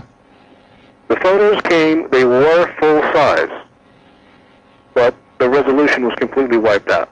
Yeah. It looked like a print that had been made from a negative of a negative of a negative of a negative, and with each, generation you were losing resolution. Well, let me say this because we've got to go to a break. But a number of months ago, I had a former NASA employee on here by the name of Donna. I believe I hope I don't butcher her name, Donna Tizzi, and Donna walked in on a session where a photographic technician, and she mentioned this on the show, yeah. Photographic technician was airbrushing an anomaly out of a photograph. Yeah. And he had showed her the photograph. Mm-hmm. And if I remember correctly how she stated it, she looked at this photograph and she said something to the effect of, "Is that a UFO?" And the guy basically would not answer her. We airbrush these before we sell them to the public. Right. I'm not surprised. Vito, we got to take another quick break. The late Professor Frank Halstead, who was until his retirement the curator of the University of Minnesota's Darling Observatory in Duluth, is our guest. And he has seen strange things on the moon, and I asked him if he hadn't seen something unusual. You mean the road on the moon? Yes, I did. That film was first made by an amateur astronomer down in New Orleans. And the night he discovered it, he called the University of Tulane, got in touch with the astronomical department, and he also saw this black line in this crater. And then we at the observatory at Duluth, at the University of Minnesota. Yes, watched for it. And we, after several weeks, we found it one night. It was on a public opening night, and we let all the public in. And there were 15 or 16 people in the dome. My assistant called me out in the lecture room, and he said, "We found the road." That's what they call the road on the moon. Road on the moon. And I rushed up there, and there it was. There wasn't any question about that. And all these people, all these 15 or 16 people, I think it was 16, saw this thing. Everybody took a look at it, so we had plenty of witnesses. What size scope were you using on that? At that time, we were using a 60-power eyepiece. On what kind of a telescope? Refractor telescope, 10 inch. Very, very fine instrument. You could only see it at a certain time of the moon, when the sun was shining in this way at the correct angle. Was this so-called road a perfectly straight line? So far as I could see, yes, it was straight. How long would you say it was? As I remember, it was quite a while ago when we saw that. I think it was about 12 miles long. We figured it was about 12 miles long, knowing the size of the crater. Yeah, 12 miles long and perfectly straight. Perfectly straight. Does anything in nature ever occur perfectly straight for 12 miles? Well, not as a rule, no. nature doesn't make straight rivers or straight lines in mountains or anything like that. And that was the late Dr. Frank Halstead. My name is Don Ecker. The show is UFOs Tonight, and we have the phone lines lit up. But before we go to the calls, I got to ask you one question, Vito. Yeah. You were down there in 1979. That's correct. When did you first start to publicly speak about these experiences? 1995. This year. This year, yeah. And what was it that 16 years had passed? What was it that made you finally decide to go public with this? Well, I spent from 79 on, I was just doing private investigation type, looking into these things on my own. But in 95, the MUFON people came by and started a MUFON chapter, if you will, here in Houston. And someone had invited me to join. And I thought maybe it was time to, join the rest of the UFO community, you know what I mean? Right. Because in the last 16 years, an awful lot of other data has come out and come forward. And, maybe my stuff isn't so, sensitive as it might have been back in 79, you know what I mean? Mm-hmm. And I did, and there was one particular woman at the meeting whose dad was part of a group in St. Louis who was in the process today of trying to track down the same pictures.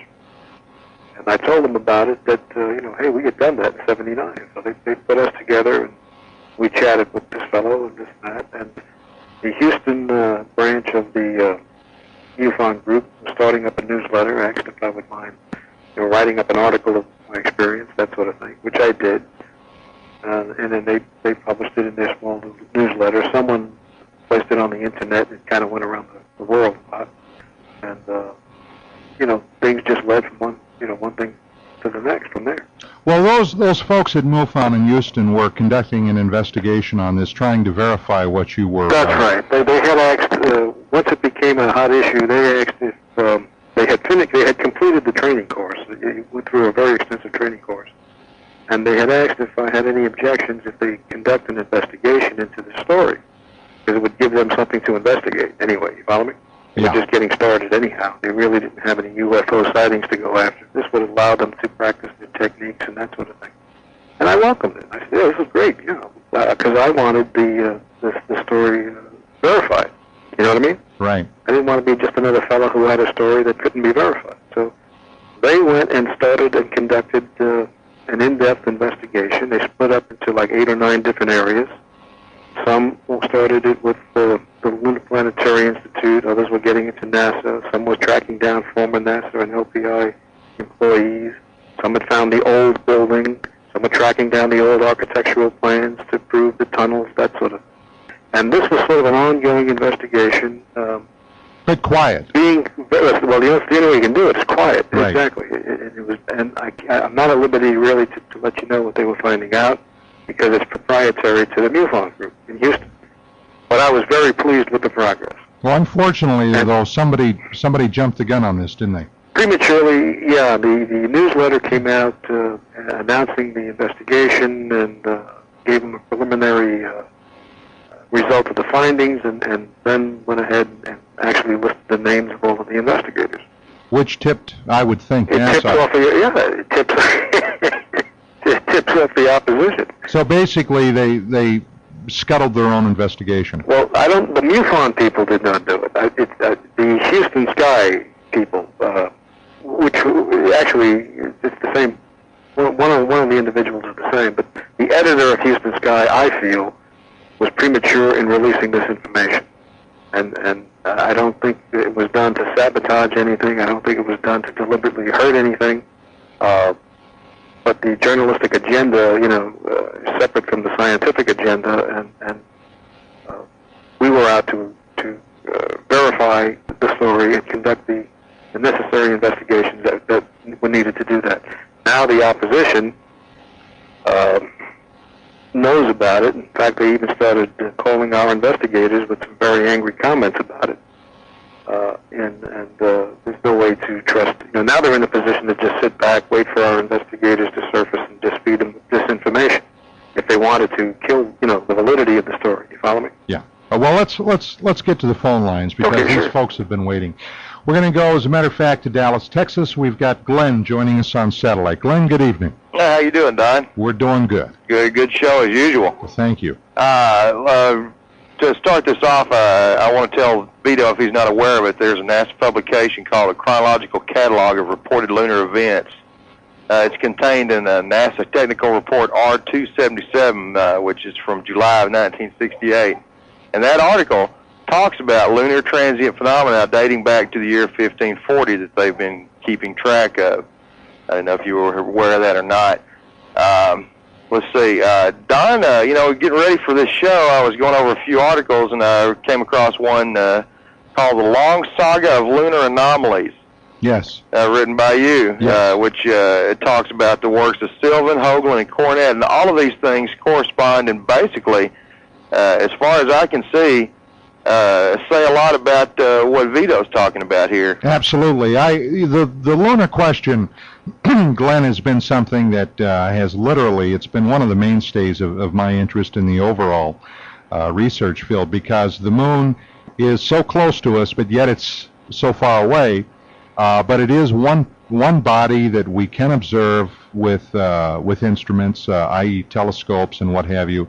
And this has been a just a pet love of mine for a long time. As it has with most of us. So I'm going to say one more thing about UFO Magazine before I ask Vito a question I want to ask. You folks out there really need to subscribe to UFO Magazine because there's some good stuff in here. I'm going to cite a point piece from Vicky in the March and April 95 issue. I'm going to, one specific paragraph, it says here, several anomaly theorists were encouraged by their meeting last November with NASA individuals at the Goddard Space Flight Center in Maryland.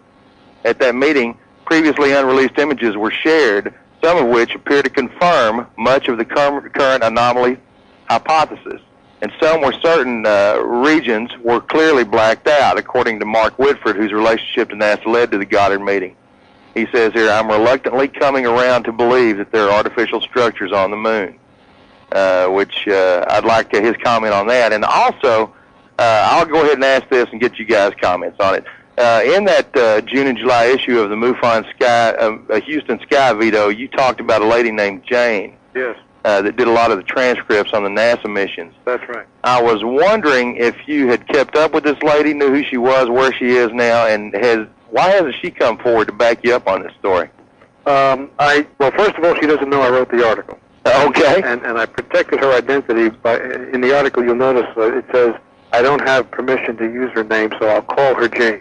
Okay. Okay. I'm actually protecting her identity, and she has no idea I even wrote the article. I have not decided to ask if she wanted to come forward or if any of the other fellows wanted to come forward, because a lot of people in the company I worked for saw these photos and were aware of what Lister and I were doing. I wanted to wait until the MUFON investigation was over, because I felt that they would then feel more comfortable, coming forward if they knew we had backup. See what I'm saying? I do. I know a lot of those folks that you're talking about that were involved in that investigation, and I was sorry to see that it kind of got scuttled the way that it did. And it's not their fault. They've been doing a great job. Right. And well, what can I say? For a group that was working with no budget, on a shoestring. Absolutely. Part-time effort, after work, weekends, that sort of stuff. The effort they put up against overwhelming odds was one for the books, and I just felt so bad that, Well, that's why it's so vitally important, and something as important as this, that the individuals involved in researching something like this are aware of what the pitfalls are. And that's been a major problem in the UFO field for many years. People have come across something that looks absolutely exciting and sensational, and they just can't wait to spill it all over. And in many cases, unfortunately, it kind of sinks the ship before it gets fully launched. Gentlemen, we're at the bottom of the hour, and we've got to take another break. Glenn, I want to thank you for your call and for that absolutely unsolicited plug for the magazine. That's a great of course, magazine, Doc. Vicky and I feel very strongly about that. But thank you so much, Glenn. Keep those eyes pointed up, and we'll look forward to talking to you again. All right, bye-bye, Doc. Let's see. We've got Jim calling in by that beautiful city by the bay in San Francisco. Jim, good evening, and welcome to the show. Hi, Don. How are you? We're fine. That Jim. Yeah, You're in San Francisco. In San Francisco. What the heck are you doing in San Francisco? I took Dwight up. He said the Milky Way was great up here, and I came up to see. You're right. Okay, Jim, what's on your mind? I have some code words I want to ask Vito about, if he had seen any in the transcript. Did he see any thing called Arnold, which was supposed to be aliens? There was Santa Claus, but there's also an Arnold. No, I can honestly say I didn't see Arnold. You must remember I had less than 10 or 15 minutes left, and I wasn't really reading. I was going through them as fast as I could, just scanning through, scanning them. I don't remember Arnold. I honestly don't. How about Barbara? Barbara was supposed to be a code word for structures. I don't recall Barbara. Like no. Barbara's in the valley or stuff like that. No, I remember dialogue talking about these anomalies or these UFOs, these bogies, Santa Claus, that sort of thing. I remember not debates, but dialogue on how they were going to position the command module. At one point they were at an unfortunate incident because they were going to go around the backside of them and lose track of this thing. They were discussing how they would have, we'll pick it up on the next pass, that type of thing. When they got back, it was gone, that sort of. But I don't remember words like Arnold or Okay. Okay. All right, Don. On one of the on that big King crater photograph I got you. Yes. I have a big one like that. They're that same size, which is one next to it. And there's a glass, well, not glass, but some kind of crystalline structure that, as the spacecraft is sort of moving left to right in its forward motion, there's a glint of the sun just starting, and then as it's over in the next photograph they took, it's real bright, like the flash is there. Really interesting, and if it had gone and the part of it, the bottom was starting to glint. Absolutely. I have a number of photographs that have some absolutely amazing things on them. Vito, I had told you earlier that in this one photograph of the King Crater region, there are a number of anomalies, including in the upper left part of the photograph.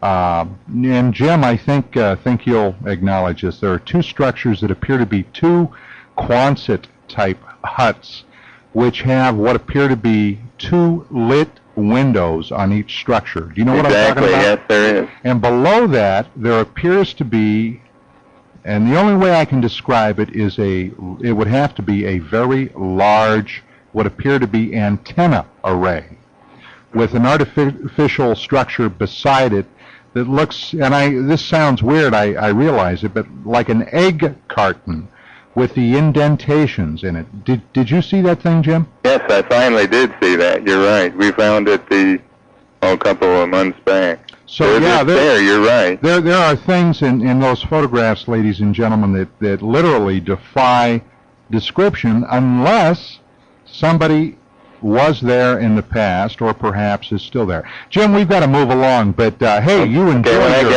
when I get back into L.A., I'll call you back up. Absolutely. You enjoy your trip up there to San Francisco. Okay, That's a beautiful city. Have a good holiday. Thank you, Jim. Bye-bye. Okay, we're going to go to Simi Valley. We have Mike calling in on Comcast cable. Mike, good evening. Hi, how you doing, Don? Just fine. What's on your mind? Did you watch Alien Autopsy tonight? No, that was it was on an hour before this show, but I taped it at home. Yeah, they showed more of the wreckage this time. Right. Yeah, I was just wanted to get your opinion on what you think. Well, I'll tell you what, we're talking about, tonight we're talking about lunar phenomena, Mike, so I'm going to save that for another show when we do another thing on the alien autopsy. Okay? All right. Okay, Mike, thanks for your call. We're going to go to Houston. We have Chuck joining us on satellite. Chuck, good evening. Good evening, Don. And Vito, it's a long way to go to make a local call, but it's great to talk to you. Where are you? I'm in Houston. Oh, great. How are you? Fine, thanks. What can I do for you? Vito, well, I'm a radio guy, and I started in radio when I was 16 years old back in '66. Mm-hmm.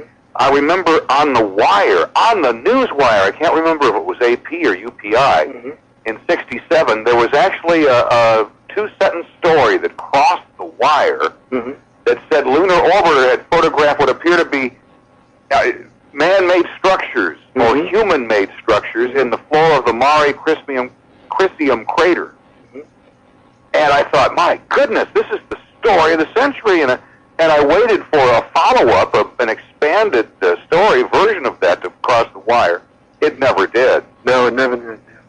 Vito, do you get the impression that what you're looking at is like incredibly old artifacts, ancient, or did you have a sense it's new stuff?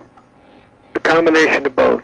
Really? Some looked like it was very ancient stuff, and some of it looked like new construction was going on. New construction work. It seemed to be some evidence of not flares, but smoke puffs, that sort of thing. Puffs of smoke coming up out of a crater, that type of thing. Did you see anything, Vito, that resembled structures where individuals would be inhabiting, living, or whatever?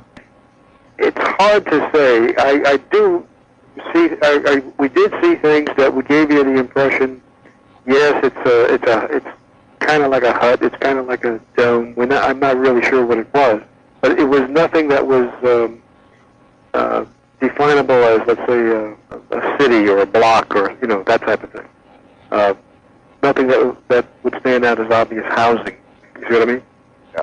Well, it would make sense that if, in fact, there was a group of sentient beings living on the moon, that it would be probably because of radiation and the extremes of heat and cold, it would be underground. You wouldn't want to be on the surface. Right. Right. Some people, Vito, have suggested that NASA was literally scared. Richard Hoagland, for one. It was scared away from the moon by all this stuff. I believe it, because I remember in the 60s,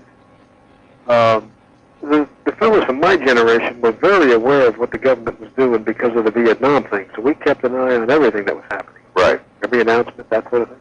And in the 60s, I remember there were tremendous plans for the moon. We were going to use the moon as a base, as a stepping stone. Oh, well, 2001 spelled all that out. Yeah, we had. I mean, they had stuff on the drawing. Even the space shuttle was supposed to be the workhorse that was going to carry supplies to moon bases. That sort of thing. You know what I mean? Mm-hmm. Tools, equipment, that sort of thing. And there were many, many more missions that were planned. And the entire thing just got shut down tighter than a drum. Well, all the raw material is on the moon in order to, with the technology, of course, to sustain life up there. Perhaps the only thing that would have to be transported up after a complex was set up would be water. But still, you got to ask yourself, remember back to the early 60s, in 61, when Kennedy stated that we were going to race for the moon, suddenly the aerospace industry literally hit the afterburners. We spent billions of dollars to only go up a half a dozen times and bring back a few hundred pounds of rocks. Yeah, see, that makes no sense. Something interrupted the program. Something of a very specific nature that they just won't talk about yet forced them to shut that thing down. Well, there have been rumors for years that we were told, quite frankly, get the hell off the moon. And those were rumors. I wouldn't be surprised, because I did walk away. We walked away with we knew that Leonard had rang the bell on this one, okay? Well, let me tell you two things that most people are not aware of, okay? Right. Number one, were you aware that in 1962, of all people, one of the biggest skeptics today when you mention UFOs is Carl Sagan? In 1962, here in Los Angeles, Carl Sagan addressed the American Rocket Association and stated that we better be ready to meet somebody else when we get to the moon.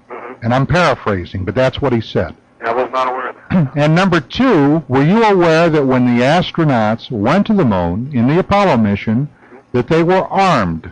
How many people are aware that they took weapons with them? I didn't know that. That's true. I They just took assumed the weapons. whole thing was unarmed, yeah. No. I knew that. The reason given was in case they landed in some jungle or godforsaken place, they could defend On themselves. the moon? On the moon? Well, no. When they splashed down, if they got... Now, I realize that Bill Cooper a few years ago was saying that we had lakes and trees and stuff on the backside of the moon. No. But, No, if, in case they came down in Tahiti or someplace. oh, I see. The natives in Tahiti. Well, whoever. They Come on, Chuck. Don, you got my video? Yes, I did. Okay, I'll talk to you later. Okay, Chuck, you take care. Thank you. You bet. Good evening, Don. Thanks for letting me on tonight. You betcha. Well, my question goes back to what you were talking about just before the commercial. And when NASA had these photographs taken before they even landed astronauts on the moon, why did they even land men on the moon? They must have had a pretty good idea that these astronauts weren't going to get, blown off the surface, but they went ahead and did it anyway. Why do you think that is? Well, if you're asking me, Tim, I would only say that after such a tremendous amount of monies spent, technologies developed, and even astronauts that died. If you remember, Gus Grissom, White, and Chaffee died in that horrible cockpit fire in 1967 or 68, which almost scuttled, the whole program for a while.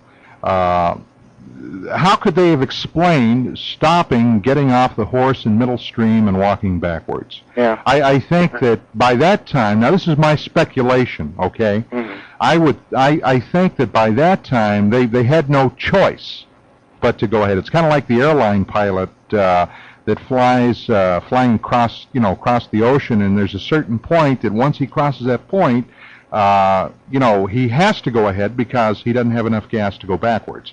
So perhaps that's the reason. Yeah. What about Vito? What do you think? Yeah, I tend to agree. It would have been too difficult for them to explain why they were stopping. The whole world was waiting for this. There was a 10-year build-up to it. We had mobilized the whole country. There were like umpteen plans on the drawing boards for all kinds of things that were supposed to come, and to stop it after the first one would have been. How do they explain it? All right. Well, it did seem suspicious after just really a few manned missions that Nixon called it all off. Well, do you realize, Tim, that there was still a mission ready to go that was bought and paid for? Oh yeah. That never lifted off. Yep. I was a big lunar nut when I was watching all that, and I was just sorely disappointed when that one didn't go off. And you might remember, too, that during those days, the newspapers and the TV coverage, more and more coverage was being dedicated to the Vietnam thing. Right. And that sort of took everybody's attention away from the lunar thing. Yeah. You know what I mean? That's right. Well, thank you, gentlemen. I'll let somebody else come on Tim, here. thank you for your call. How long have you been listening to the program? Oh, I've been listening to you for a couple of years now. Oh, fantastic. And I've been a subscriber to UFO Tonight for even longer than that. So. You mean the magazine? The magazine, yes. Fantastic. All right, thank you. Keep those eyes pointed up, my friend. Good night. Okay, we're going to go to Wanda in Fullerton, who's joining us on Comcast. Wanda, good evening. And incidentally, before Wanda, we take your question, one of our listeners called in and wanted me to repeat the title of the book that we mentioned at the top of the show. That is Someone Else is on the Moon by George H. Leonard. And Somebody Else is on the Moon by George H. Leonard. And believe me, the book, I believe now, is out of print. It hasn't been published in quite a while. You can still find copies around in used bookstores, perhaps your library. I strongly recommend anyone with an interest in this to try to track one down. Wanda, go ahead. Yeah, a couple of questions here. One, I'd like to know, let's say we put the United States put up those pipes and machines and what have you that are being seen. How could they have gotten up there without us knowing about it? Well, I don't think they could have. I don't think they could have done it without something like a space shuttle. to bring it, which didn't exist yet. Yeah, I can hardly hear you. Yeah, what he said, Wanda, was that it would virtually, back in those days, be impossible. We didn't have anything then like the space shuttle, and besides, the size of these artifacts that we're talking about, Vito, some of them were over a mile long, weren't they, and absolutely huge. Very large, yes. Okay, the second question then. What is the smallest telescope that you could use from Earth to see anything up there worthwhile? I'm not an astronomer, so I honestly can't answer that. I don't have any idea. Well, Wanda, I personally have an 8-inch Celestron, which is just ideal for really getting some fine detail. But you can get telescopes with a lens that's several inches wide, 2 or 3 inches in width, where you can get a pretty good view. But remember, the wider the lens, the more light that you gather, and the more that you can see with it. I see. But you can get one. Probably you can get a decent telescope for several $100s that would allow you to see quite a bit. Well, listen. Give one more question. Sure. Have you seen anything with your telescope? Have you been able to pull anything in? Myself? Yeah, that would be interesting to anybody. Oh, absolutely, yes. Nothing that I could definitively say I'm positive it's alien, but I have seen some strange things up there, yes. Oh, lights, flickering lights, what appeared to be, I don't know, to me it looked like a small cloud, but I couldn't, I certainly couldn't testify to that. But yeah, I have seen some strange things. Yeah, well, what we need is a little man up there with a red flag, Yeah, at least, or a flashlight. Okay, good talking to you. Okay, thank you. Bye. We're going to go to Calamasa. We have Mike joining us on TCI. Mike, good evening. Hello, sir. Hi, how are you? Real fine. I just had a couple questions about the Area 51. When we be going to make comments about that again? Well, I would imagine we're going to be doing a show on that area right around the first of the year. Okay, because me and my girlfriend saw something here down in San Bernardino, and I can't explain it. But I'm very interested in all of this. Just recently? Yes. Okay. Yeah, Mike, that certainly sounds interesting. I would love to talk to you about it. Okay. I will keep listening to the show. Thank you. You bet. Bye-bye. We're going to go to Eric in Redondo Beach, California, who is joining us on Century Cable. Eric, good evening. Are you there? Hello? Well, evidently he's not. Vito, we have about 6... Are you there? Yes, I'm here. Okay. We have about 6 minutes before the show ends. Okay. Do you still feel uncomfortable talking about this? No, I don't feel uncomfortable, because after so many years, and I've seen so many other people come forward with so many other information that I don't feel uncomfortable. I do think, I would have been happier if we would have been in a position to verify a lot more of it with the investigation. And one of the reasons I wanted to come on your show was to sort of ask your help or enlist your aid in helping us track down Lester House. Yes, that's something I wanted to ask you about, because I knew that you wanted to put out a call if Lester, for example, might be in the listening audience, or if somebody might know how to contact him. You lost contact with him, obviously. Yeah, he was. He liked to work overseas and travel a lot, take the tax benefits that go with working overseas, that sort of thing. But I don't know if he might be retired and maybe back in the States. I know he was a proud papa in '79 because his daughter had just been accepted as a student at Brown University in Providence, Rhode Island. And I was hoping some of your listeners in that particular area might be able to track down that lead for us and maybe get the home address or the proper spelling of the last name. What was his daughter's name? I don't know the first name. I honestly don't know her first name, but they couldn't have been too many ladies named Howes who were going in as freshmen in 1979. Now, how do you spell that? I always spelled it Howes. But other people have pointed out that there's many other possible spellings, such as HOWS, HAUS, that sort of thing. it depends on how your ear picks up the word House. You know what I mean? Mm-hmm. Lester House. But I would certainly love to find Lester. And if there's anybody in your listening audience who has any interest in jumping in and giving us a hand, I would certainly appreciate it. Sure, and how would they go about contacting you? Well, there's three ways. I've got a line here, dedicated line at area code 713-568-3055. I've got a fax line at area code 713-564-0508. That's your fax number? That's a fax number, right? Uh-huh. And then there's a mailing address, 10910 West Belford, that's Bellfort, box number 336 in Houston, 77099. Any of those three would be... Why don't you give that again? Okay, the address is 10910 West Belfort, Bellfort, box number 336, Houston, Texas, 77099. And I would appreciate any and all information we could track down on Lester or the family or, where he is today. Because I would like him to get on board with this and he can verify, everything we did. Plus, he's got the pictures. Well, let me ask you this now. Have you been following the controversial story on this alien autopsy thing? Very briefly.